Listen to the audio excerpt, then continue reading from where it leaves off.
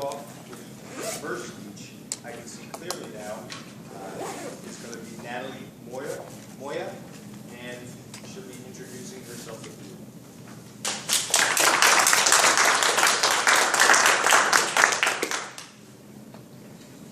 Good afternoon, everyone. My name is Nathalie Moya. People can call you different things, but you are not what people call you. You are what you answer to. With that being said, to my fellow Toastmasters and guests, today I will be talking about the 3 chapters of my life, which are my childhood, my life goals, and hobbies. And by the way, I think I should mention that I'm from the Dominican Republic, so my accent might be quite heavy, so just bear along with me as I get through this. Since I can remember speaking my first words, I noticed that I was different from the other kids. There was this certain phrase that I used at the beginning of every word. It was unusual and frustrating. This phrase was po po. For example, if I were to say the word America, I would pronounce it as po po America. It was so bad that I was being bullied at school and was being called the po-po girl since a little girl. At age 10, I've reached my limit. I had enough of having the same situation. I wanted it to speak clear. I was so desperate that I was begging for help. Until one day, my speech teacher mentioned to my mom about a doctor that would help.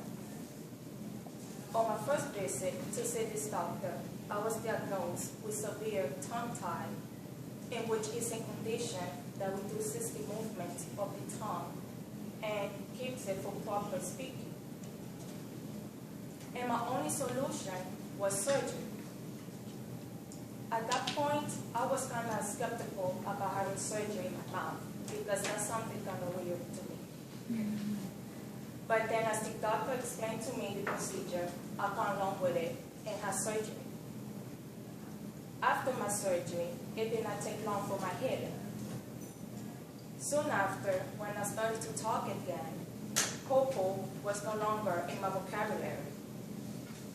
I'm so thankful to my mom and speech teacher for helping me through this experience. There's a famous song from Johnny Nash who sings, "I can see clearly now, the rain is gone."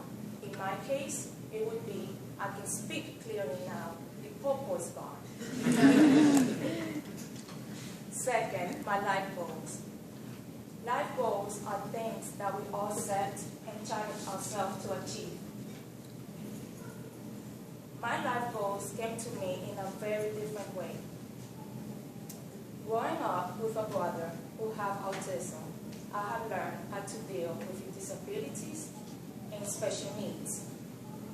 Not being able to communicate with him inspired me to work with kids with special needs and for one day to open a group home that provides the services such as companionship, medical care, and personal care assistant, in which I'm currently working on now.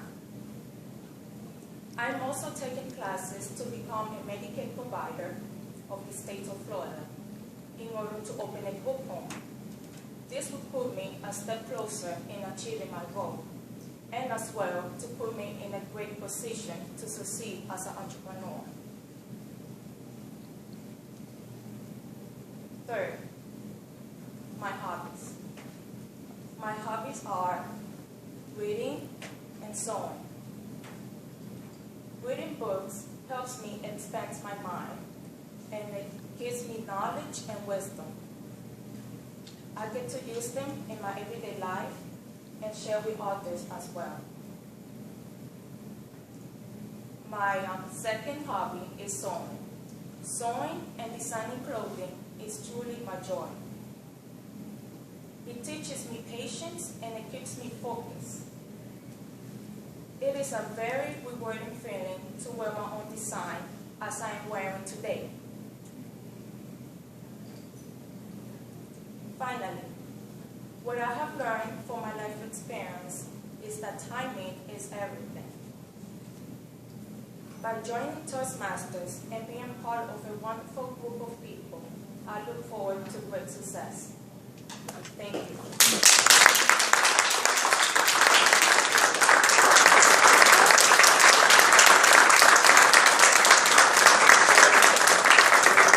We give Icebreaker our first speech at Toastmasters. You get the ribbon for the Icebreaker speech. So congratulations. Great job.